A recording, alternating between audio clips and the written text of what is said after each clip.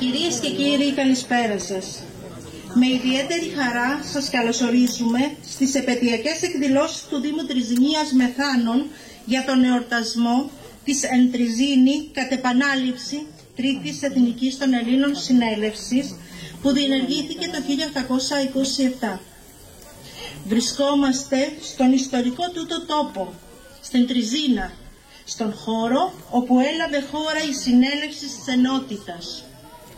Κατά πολλούς θεωρείται ως η ιδρυτική πράξη του ελληνικού κράτους, καθώς διέσωσε την προοπτική της επανάστασης των Ελλήνων και το όραμα της απελευθέρωσης ενός ολόκληρου έθνους. Παρακαλώ τον αγαπητό Δήμαρχο Τριζηνίας Μεθάνων, κύριο Σωτήριο Σούχλα, να απευθύνει ένα χαιρετισμό. Κύριε Δήμαρχε, ο λόγος εσάς.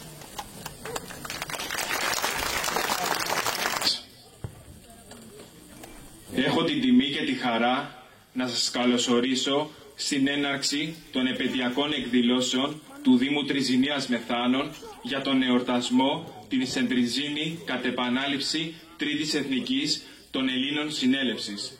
Εδώ, στην ιστορική Τριζήνα, τιμούμε το μοναδικό σε έκταση, βάθος και πολιτικής ουσίας έργο της Τρίτης Εθνοσυνέλευσης, που σηματοδότησε την ουσιαστική σύσταση του ελεύθερου νεοελληνικού κράτους.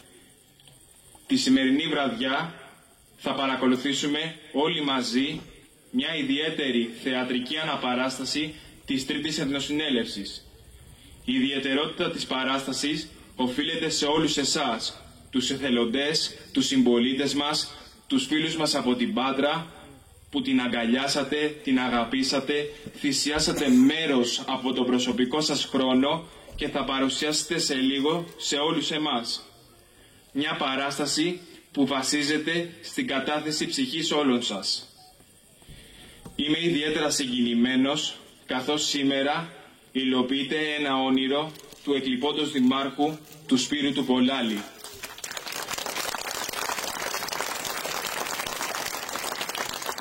Ήταν μεγάλη η επιθυμία του. Την εξέφραζε κάθε φορά που αναφερόταν στην Τριζήνα. Δυστυχώς δεν πρόλαβε να τη δει να υλοποιείται επί δημαρχίας του.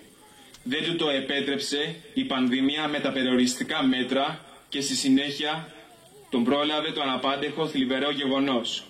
Όμως είμαι σίγουρος ότι από εκεί ψηλά που βρίσκεται μας βλέπει και είναι χαρούμενος.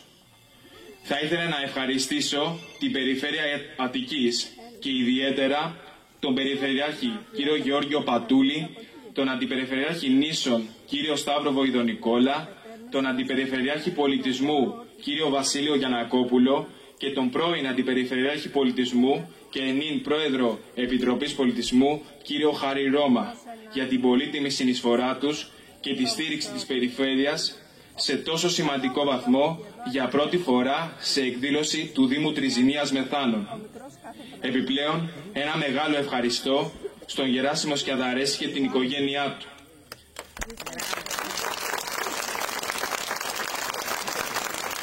Καθώς επίσης και στον καθηγητή κύριο Αθανάσιο Χρήστου για τις γνώσεις και την πολύτιμη εμπειρία τους που μας πρόσφεραν απλόχερα και συνέβαλαν στα μέγιστα για την υλοποίηση της σημερινής παράστασης. Τίποτα όμως δεν θα μπορούσε να γίνει αν δεν υπήρχατε εσείς οι εθελοντές. Βάλατε το δικό σας λιθαράκι για να πάρει σάρκα και οστά αυτό που σε λίγη ώρα θα παρακολουθήσουμε και σαφέστατα φέρει το προσωπικό σας αποτύπωμα. Τέλος, ευχαριστώ όλες και όλους που μας τιμάτε σήμερα με την παρουσία σας και στηρίζετε τις εκδηλώσεις μνήμης του Δήμου Τριζηνίας Μεθάνων. Σας ευχαριστώ πολύ.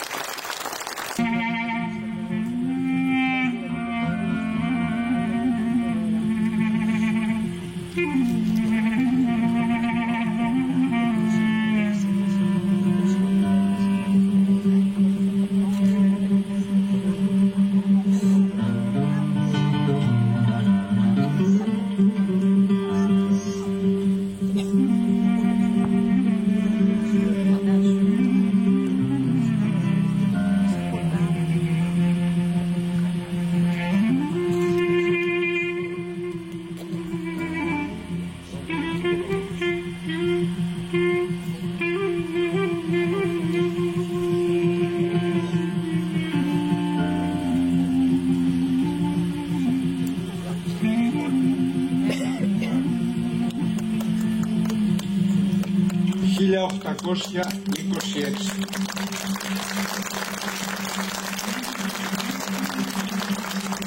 χρόνια μετά την έναρξη της Επανάστασης. Κάποιες περιοχές στη στερεά Ελλάδα και στην Πελοπόννησο είναι ήδη ελεύθερες και η Ελλάδα προσπαθεί να σταθεί στα πόδια της σαν κράτος, να φύγει από το καθεστώς της αυτονομίας και να περάσει στο καθεστώς της ανεξαρτησίας. Οι δυνάμεις του Κιουταχή πολιορκούν την Ακρόπολη στην Αττική. Ο Ιμπραήμ αλωνίζει στην Πελοπόννησο. Στους Έλληνες, όπως πάντα, το μικρόβιο της διχόνοιας βρίσκει έδαφος. Χωρίς ακόμα να υπάρχει ελληνικό κράτος, υπάρχουν ήδη 3 φατρίες, 3 κόμματα. Το φιλοαγγλικό, το φιλογαλλικό και το φιλορωσικό.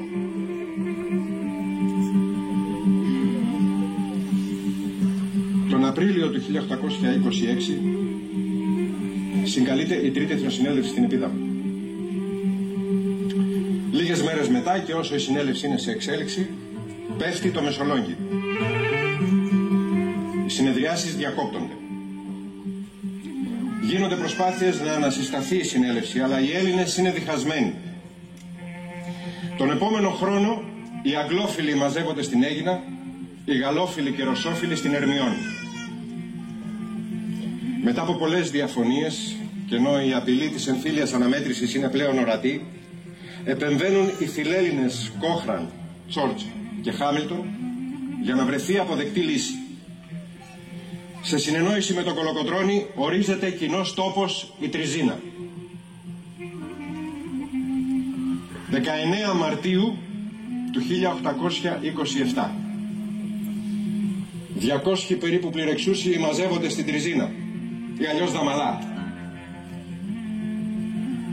Ο Νικόλαος Δραγούμης, 18 χρονών τότε, αμούστακος ακόμη, εκτελεί χρέη δεύτερου γραμματέα.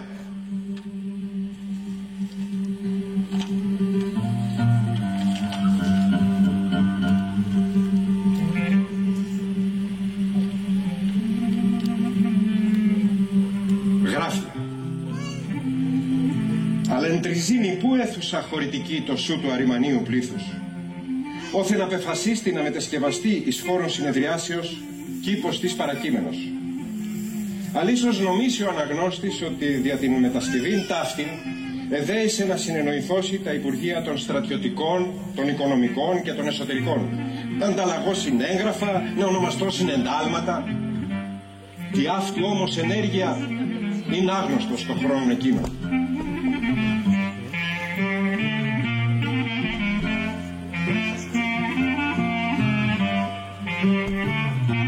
Εξεναντίας, ο Λίγεδοκή, μετακομιστή σε υποστρατιωτών, εχρησίμευσαν αντίεδρών εις τους λογάδας του έθνους.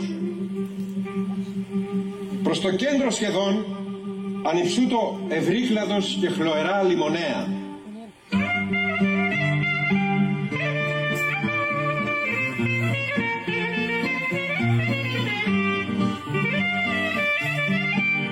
Ο δε πρόεδρος, καθήμενος επί θρανίου αγρίκος κατασκευασμένου, εστήριζε την ράχην επί του κορμού αυτής. Μικρά δε τράπεζα, αγρίκος επίσης ξυλουργηθήσα, έγκυτο ενώπιον του Προέδρου. Και εκ των δεξιών μεν του Προέδρου εκάθιτο διπλοπόδης κατά γης ο γραμματεύς της συνελεύσεως, αναδιφών και μελένων χαρτία. Άλλος δε γραμματεύς, ιστάμενος όρθιος εξεβονίμων, ανεγίγνος και τα πρακτικά, τα αναφοράς και τα λοιπά έγγραφα.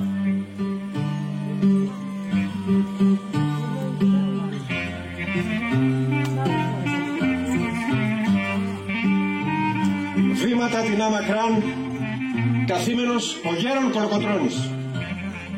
Το μέτωπον έχων επιρμένο, σύνοφοι, το ήθος άκακον και την φωνή βροντόδη, τους πόδας παλιμπλανής. Επόπτευεν ως άλλος Ξέρξης ουχή την αυμαχίαν της Σαλαμίνος, αλλά την ματαιόσπουδον της Τριζίνος λογομαχίαν. Τη φύλαξη του χώρου είχε αναλάβει η φρουρά με αρχηγό τον Νικήτα Σταματελόπουλο, αλλιώς Νικηταρά. Πρόεδρος της συνέλευσης ο Γιώργος Ισίνης. Πρώτος γραμματέας ο Νικόλαος Πηλιάδης.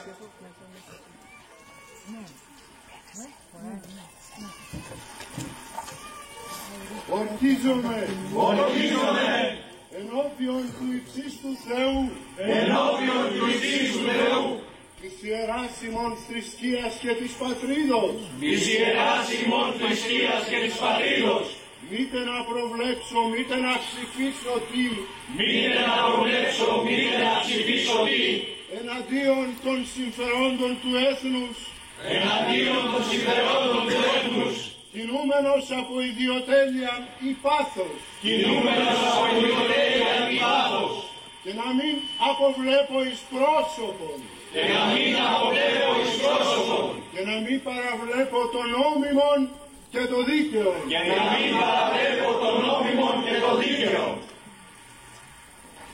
Περιδέτας 4 πλευράς εντός δάσους λιμονέων εκάθυντο οι πληρεξούσιοι, ποικίλων ένδυμα θέροντες. Ράσα, φουστανέλας, φράγκικα, κάνδιας ασιατικούς, βράκας, αρνακίδας και καπότας. Οι μεν κατηφείς και σιγηλοί εμέτρουν τα σφαιρία των κομβολογίων αυτών, αναμετρούντες ίσως τα συμφοράς της πατρίδος, οι δε συνδιαλεγόμενοι εντόνως επελαμβάνονται και νομοθετικών και διοικητικών και στρατιωτικών ζητημάτων. Γίνονται δε ατάκτως σε συζητήσεις, διότι μη υπάρχοντος βήματος, οι μένοι γόρευον συγχρόνως, οι δε απαιτείνοντο ουχή προς τον πρόεδρον, αλλά προς αλλήλους και κατήρτιζον διάλογον. Και άλλοι επέπλητον και επέτατον σιωπήν και αρεκράβγαζον να σημανθεί ο κόδων. Και ότε ήκμαζεν η συμπλοκή, ο πρόεδρος εξαπτώμενος ανήρπαζε τον κόδωνα δια της δεξιάς και κροτάλι ακατάσχετος. Ενώ δια της ετέρας έδιδε προς τον εξαριστερόν γραμματέα το προστιχόν έγγραφον. Έδινε και γρονχοκοπών λάβρος στο στήθος αυτού διέτατε να αναγνώσει πρωτοφόνος όπως δια της φωνής καταβάλει των θόρυβων. Ω, το στήθος μου αναμιμνίσκεται με τα πόθου τα γενναία γρονχοκοπήματα του φιλοπάτριδος γέροντος. Και μέσα στην οχλοβοή ο μεγάλος δάσκαλος Γεώργιος Γενάδιος ενίσταται. Παρακαλώ! Φτάνει πια με τους τίτλους. Πολλά εκλαμπρότατοι ακούγονται. Τι είναι, κολοφωτιές? Ούτε ο Μαυροκορδάτος, ούτε ο Κολέτης, ούτε ο Κοντουριώτης είναι πηγολαμπίδες ώστε να ονομάζονται εκλαμπρότατοι.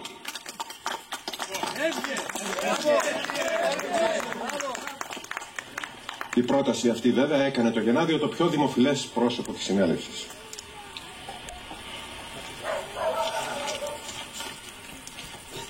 Περιγράφει ο Δραγούμης και 2 αστεία περιστατικά. Κάποιος κληρικός σηκώθηκε να μιλήσει.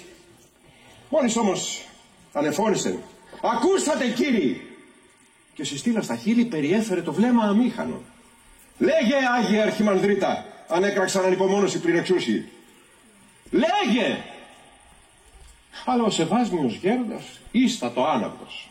«Λέγε!» επανέλαβαν και δεύτερον. «Ελισμόνησα τι είχα να σας είπω».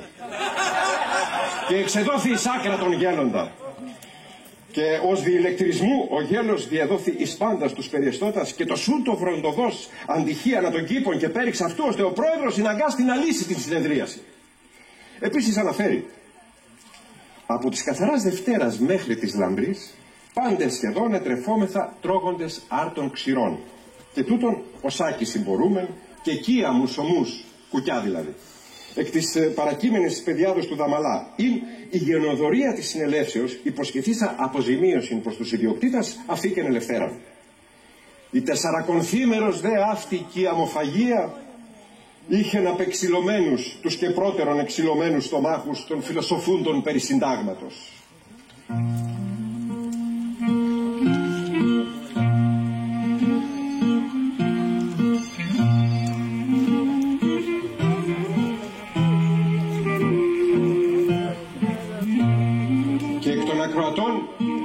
Μία μόνη γυνή, η αντιστράτηγος Μαντώ Μαυρογένους, φορούσα μέλαιναν αισθήτα χρυσοπάριχων και πύλων ευρωπαϊκών, ουχή βεβαίως του τελευταίου των Παρισίων σειρμού, και διανευμάτων ετούμενη την ανάγνωση της ουδέποτε αναγνωστήσεις κατά του υψηλάντου αναφοράς.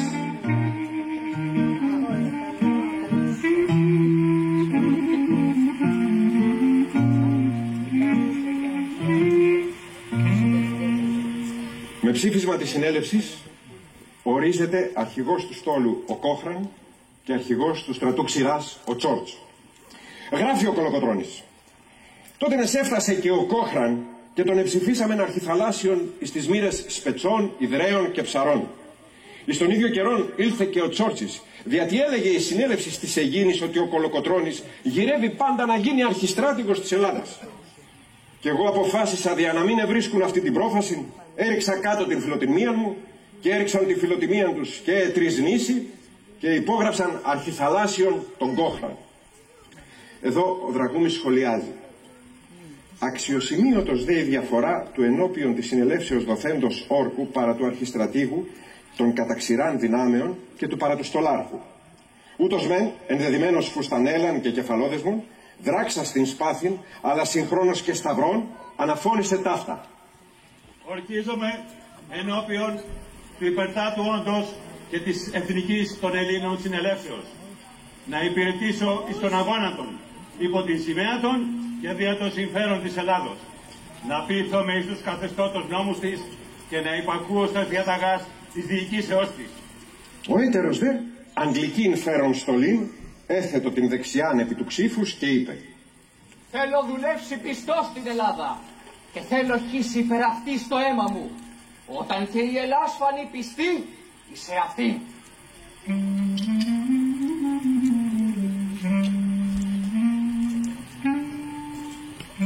2 Απριλίου του 1827, με ψήφισμα της συνέλευσης, καλείται να κυβερνήσει το ελληνικό κράτος ο Ιωάννης Καποδίστριας. Το ψήφισμα αυτό, που μαζί με την ψήφιση του συντάγματος ήταν προφανώς οι πιο σημαντικές αποφάσεις της συνελεύσεως, ήταν ομόφωνο. Οι Ιδραίοι και Σπετσιώτες αποχώρησαν πριν την ψηφοφορία. Το ψήφισμα ήταν ομόφωνο.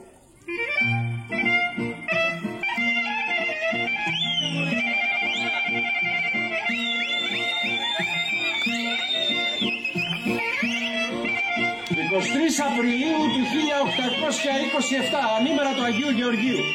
Οι πληρεξούσιοι και όλο το χωριό γιορτάζουν το Πάσχα, τρώνε και γλεντάνε.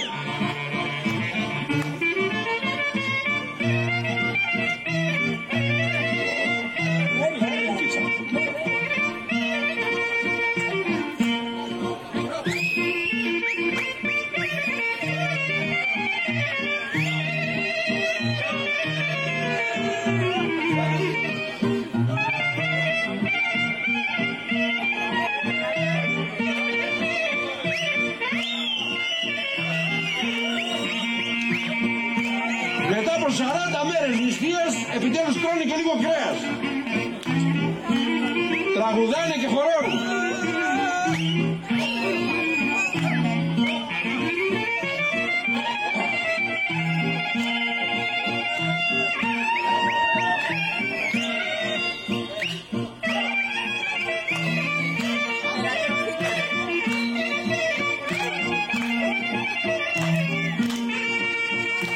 Λαχανιασμένος φτάνει ένας Ρωμαίος και τους μεταφέρει την είδηση.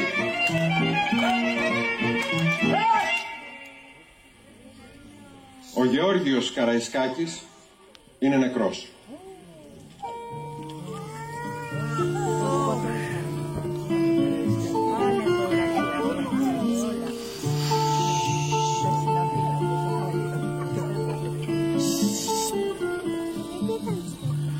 Μαύρη μωρέ πικρίνη η ζωή που κάνουμε, μαύρη μωρέ πικρίνη η ζωή που κάνουμε, μαύρη ζωή που κάνουμε, εμείς οι μαύροι κλέφτες, εμείς οι μαύροι κλέφτες, εμείς οι μαύροι κλέφτες.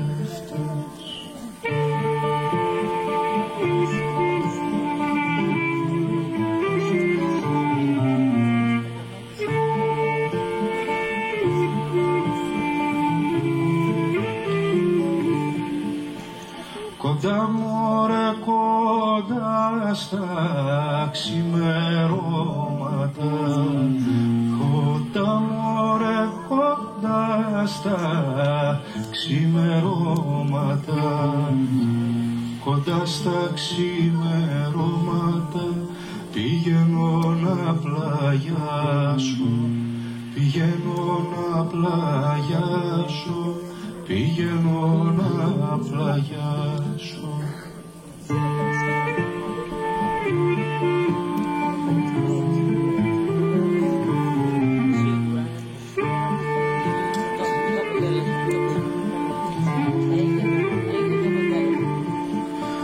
Το χέμωρε το χέρι μου προς κέφαλο, το χέμωρε το χέρι μου προς κέφαλο, το χέρι μου προς κέφαλο και το σπαθί μου στρώμα, και το σπαθί μου στρώμα, και το σπαθί μου στρώμα.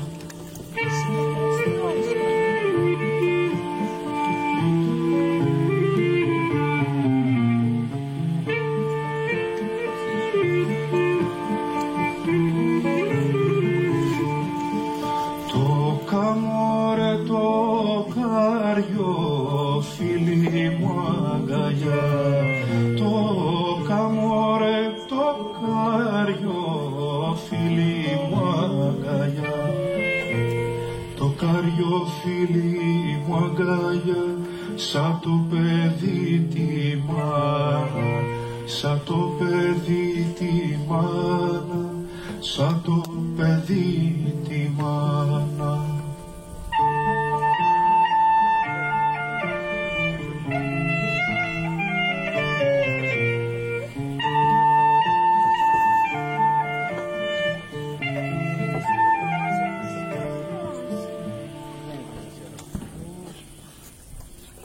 Την πένθυμη σιωπή σπάει ο Κολοκοτρώνης.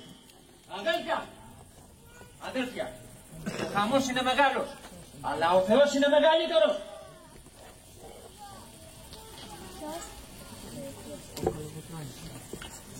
Μετά το θρήνο για το Καραϊσκάκι, η συνέλευση συνεχίζεται και ψηφίζεται τριμελής επιτροπή, η λεγόμενη αντικυβερνητική, για να αναλάβει την εκτελεστική εξουσία, δηλαδή τη διακυβέρνηση της χώρας, μέχρι να έρθει ο Καποδίστριας. Ορίζεται έδρα της κυβέρνησης και πρωτεύουσα της χώρας στο Ναύπλιο. Προκειμένου να ψηφιστεί πρόεδρος του Βουλευτικού, ο Κολοκοτρώνης αναφέρει: «Εσυνάχθημεν την άλλη ημέρα να αποφασίσομεν πρόεδρον του Βουλευτικού, να ψηφοφορηθούν τα άτομα δια την Προεδρία. Επετάονταν στη συνέλευση την άλλη μέρα, άλλο στο Ζαΐμι, άλλο στον Μπαρλά, άλλο στον Κουντουριώτη, άλλο στον Μπρασά, και έγινε χασμοδία. Την άλλη μέρα πάλι το ίδιο. 20 να ψηφοφορήσουν. Την άλλη 16. Είδα τη χασμοδία και το παράξενο του κόσμου, σηκώθηκα ολόρθος. Σεβαστή συνέλευση. Εμείς καθήμεθα και φιλονικούμεν δια να βγάλουμε πρόεδρο του Βουλευτικού και η πατρίς κινδυνεύει να χαθεί. Και κάνουμε συνέλευση 7 μήνες και ο Κιουτακής είναι πρόεδρος στην Ανατολική Ελλάδα και στην Πελοπόννησο πρόεδρος ο Πραΐνης. Και εμείς καθήμεθα και φιλονικούμεν. Και η Εθνομάης και η Αθήνα κινδυνεύει να χαθεί και η Πελοπόννησος κινδυνεύει να χαθεί. Χάθηκε μωρέ από τόσους πυρεξούς Έλληνες να βρούμε έναν πρόεδρο. Κοίταξα γύρω μου και είδα ένα γεροντάκι και κάθιτο με τους κριτικούς. Αλλά ούτε το όνομά του εγνώριζα, ούτε τον είδα, και πηδάω μέσα από τη συνέλευση και τον αρπάχνω και τον πηγαίνω στο κάθισμα του Προέδρου Σισίνη και τον κάθισα στο σκαμνί. Τούτος εδώ μωρέ, τούτος εδώ. Δεν είναι άξιος.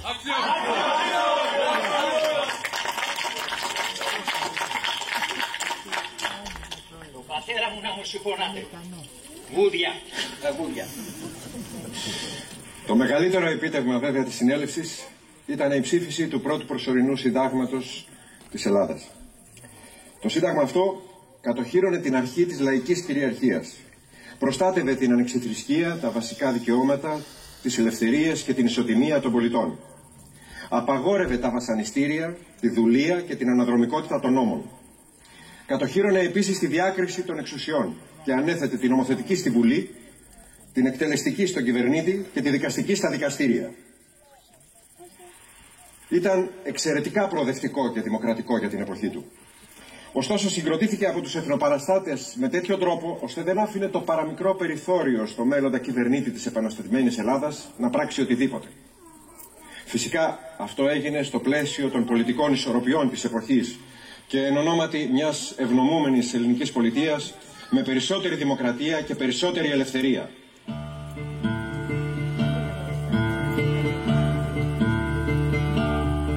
Θα θέλαμε να κλείσουμε με μία φράση του γέρου του Μοριά.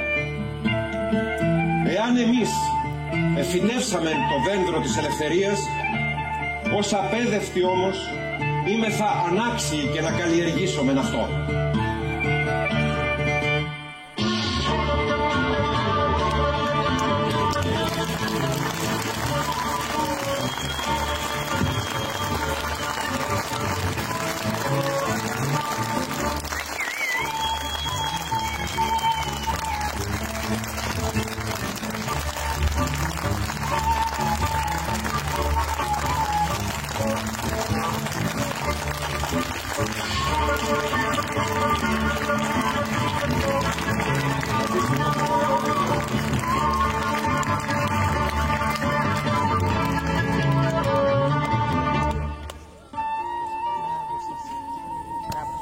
Επιτρέψτε μου πολύ σύντομα δύο λογάκια.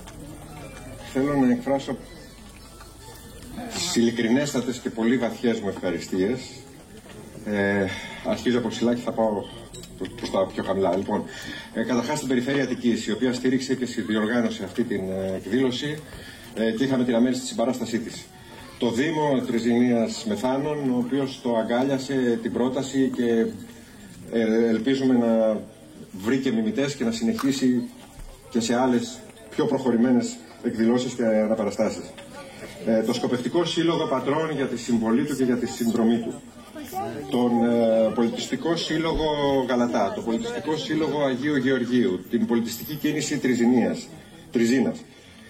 Και επιπλέον θέλω να δώσω προσωπικά ευχαριστήρια στην Αναστασία Καραμάνη για τη βοήθειά της στο κείμενο, στον Ηλία Περγατή και στον Νίκο Τοπλακίδα για τη βοήθειά τους και για κοστούμια, στολές, φορεσιές που μας παραχώρησαν, στον Παντελή Σκουρλά γιατί χωρίς να τον γνωρίζω με βοήθησε πάρα πολύ συστήνοντάς μου κατάλληλους ανθρώπους, και επιπλέον να δώσουμε ευχαριστίες στην οικογένεια Κοντάκου για τη φιλοξενία της, στην οικογένεια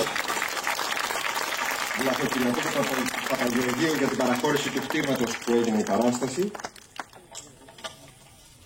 και θέλω να πω ότι πραγματικά θα αφήσω τελευταίως αυτούς εδώ τους εθελοντές, γιατί με έχουν συγκινήσει πάρα πολύ. Η ομοψυχία τους, η διάθεσή τους, η γενεοδορία τους ήταν συγκλονιστική. Μου έδωσαν ένα μάθημα. Σας ευχαριστώ πάρα πολύ, παιδιά. Θα να καλέσουμε τώρα, άφησα τελευταίο, τον καθηγητή σύγχρονης κοινότερης ιστορίας, τον κύριο Θανάση Χρήστου, στον οποίο χρωστάω πάρα πολλά, γιατί με στήριξε και με βοήθησε επίσης όλους μας, δηλαδή στη συγγραφή του κειμένου και στις ιστορικές πληροφορίες, και να τον καλέσω να έρθει στο βήμα για να μας μιλήσει. Ευχαριστούμε πάρα πολύ.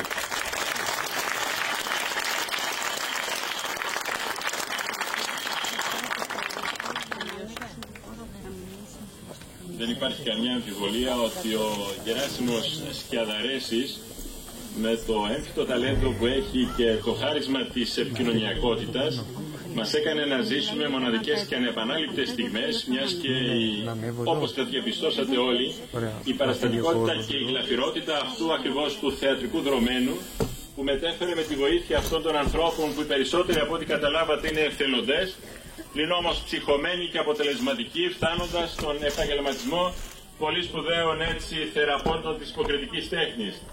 Δεν υπάρχει καμιά αμφιβολία, κυρίες και κύριοι, ότι αισθάνομαι ιδιαίτερη τιμή και χαρά που βρίσκομαι στα αγιασμένα χώματα εδώ της Τριζίνας, όπου 196 χρόνια πριν 200 παραστάτες, 200 εθνοπατέρες οδηπόρησαν εδώ σε αυτόν τον αγιασμένο χώρο, μιας και οι μεγάλες δυνάμεις της εποχής εκείνης, μιας και τα παρακολουθήματά τους τα είπε με πολύ ευγενικό, κομψό και ουσιαστικό τρόπο Γεράσιμος Σκιαδαρέσης, ότι έχουμε πριν ακριβώς κατακτηθεί η ανεξαρτησία του ελληνικού κράτους μιας και εδώ σε αυτόν τον αγιασμένο χώρο στοιχειοθετήθηκε η υπέρβαση από την αυτονομία στην ανεξαρτησία, βλέπουμε ότι έχουν δημιουργηθεί αυτοί οι πρώτοι κομματικοί σχηματισμοί.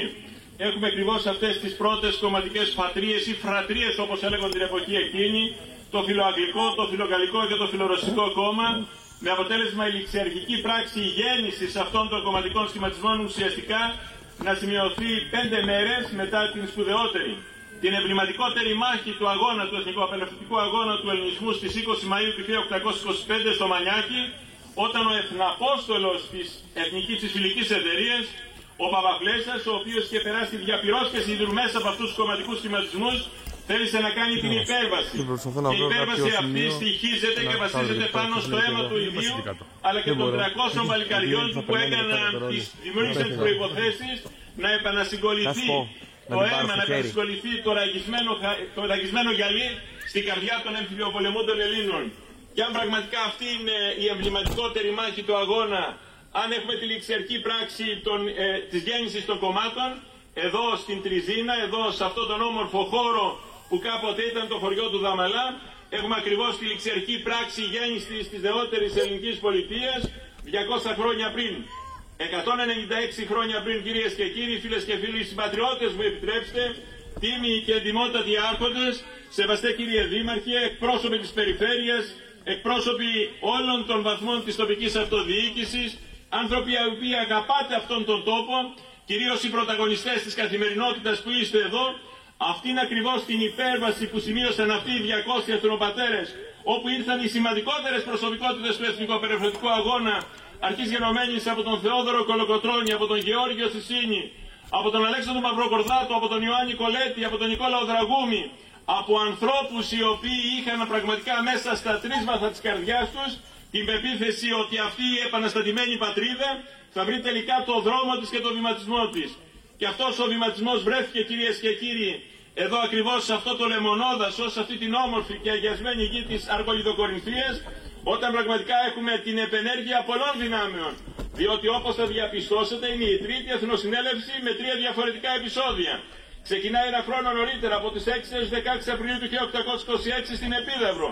Αλλά είναι το οριακό γεγονός της εξόδου, της ηρωικής εξόδου του Μεσολογείου ανήμερα της Κυριακής των Βαΐων στις 10 Απριλίου του 1821, που δίνει ακριβώς το σινιάλο ότι πρέπει οι εθνοπατέρες να βρουν άλλη γη, να βρουν άλλη συγκυρία. Και δίνουν ακριβώς το ραντεβού τους την 1η Σεπτέμβρη της χρονιάς αυτής. Την όμως δεν ευωδώνεται και ενώνουν ακριβώς τις πορείες τους πραγματικά όταν στην Ερμιονίδα βρίσκονται από τις 18 Ιανουαρίου στις 17 Μαρτίου και συμφωνούν κατόπιν της παρέμβασης των μεγάλων δυνάμεων, κατόπιν των σημαντικών αυτών φιλελλήνων, του Κόχραν, του Τσόρτς, του Χάμιλτον, κυρίως ανθρώπων που ενσάρκωναν τα μεγάλα συμφέροντα των δυτικοευρωπαϊκών δυνάμεων την εποχή εκείνη. Διότι δεν υπάρχει καμιά αμφιβολία ότι πίσω ακριβώς από τις επαναστάσεις, τότε, σήμερα και πάντα, θα βρίσκονται τα συμφέροντα των μεγάλων. Τα συμφέροντα των μεγάλων, αλλά και οι εθνικές προσδοκίες των μικρών που ενσαρκώνουν ακριβώς τα μεγάλα ιστορικά έθνη. Και ένα από τα περίφημα ιστορικά έθνη των αρχών του 19ου αιώνα, που προσπαθούσε να βρει το νήμα της αφήγησης και της συνέχειάς του, όταν το άφησε εκεί ακριβώς όταν ο μαρμαρωμένος βασιλιάς στις 29 Μαΐου του 1453 έφυγε. Έφυγε ακριβώς μέσα από το ιερό βήμα της Αγίας Σοφιάς για να επανακάμψει εδώ το Μάρτιο του 1821. Έχουμε την προσπάθεια των Ελλήνων την εποχή εκείνη να φτιάξουν, όπως εύστοχα είπε, σε αυτή τη γλαφυρότατη και παραστατικότατη αφήγησή του ο Γεράσιμος Κιαδαρέσης, να φύγουν από την πολυαρχία και να πάνε στην αρχή του ενός ανδρός. Να φύγουν ακριβώς από την αυτονομία και να πάνε ακριβώς στην ανεξαρτησία.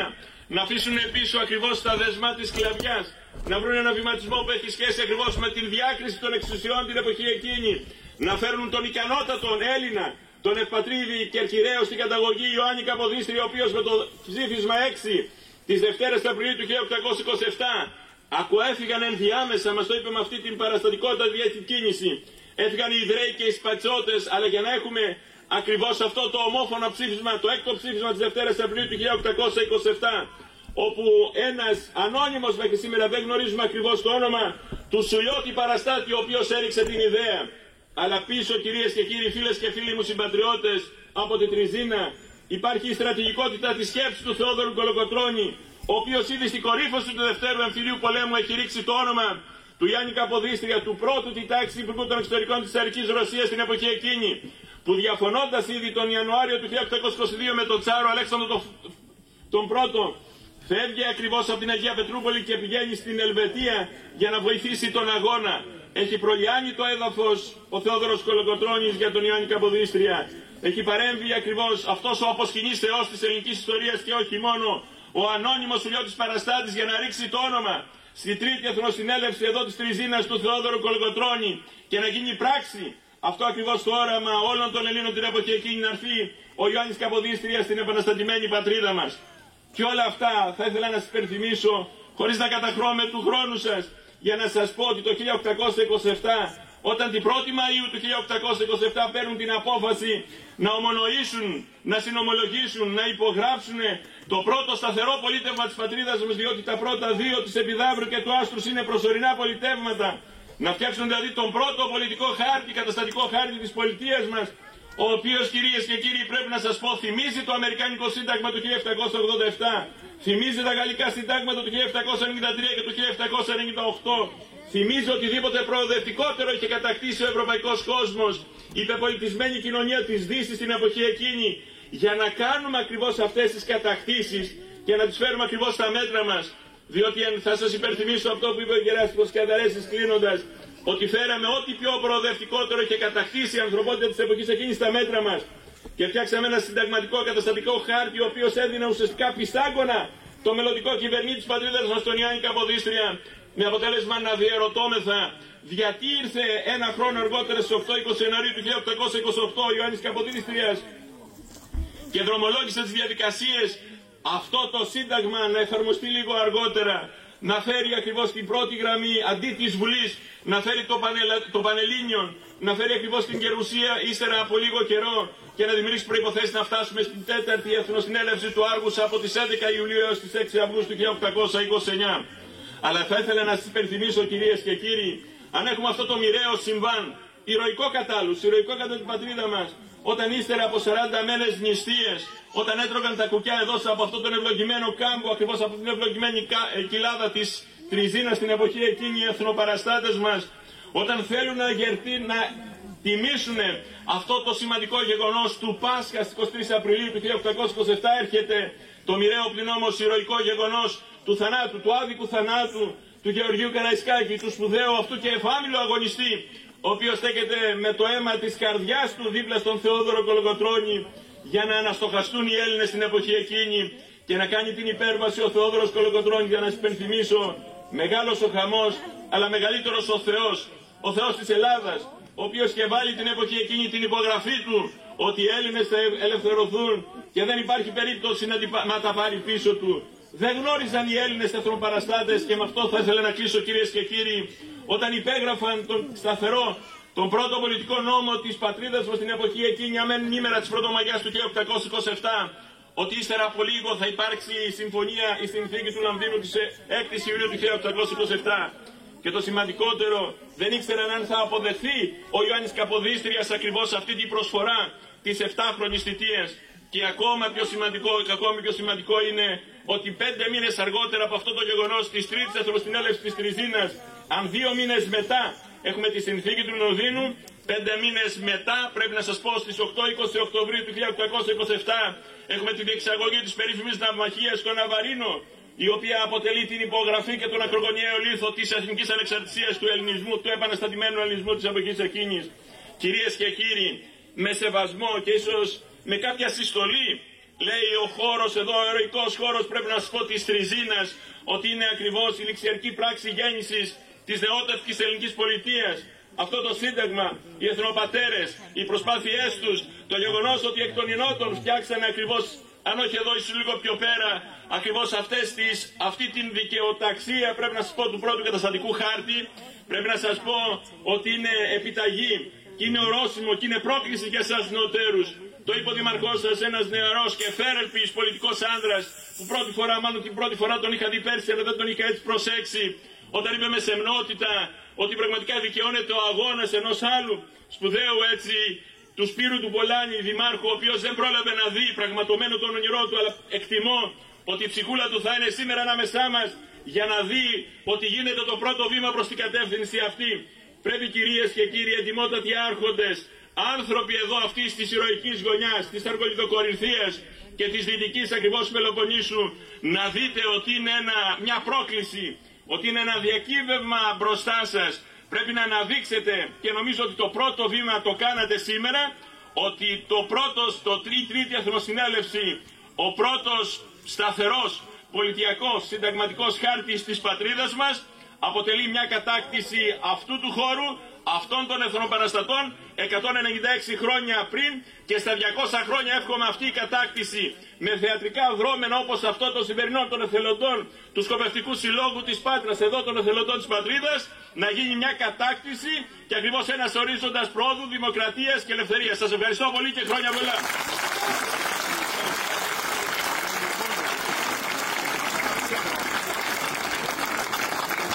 Με συγχωρείτε πάρα πολύ για την παρέμβαση.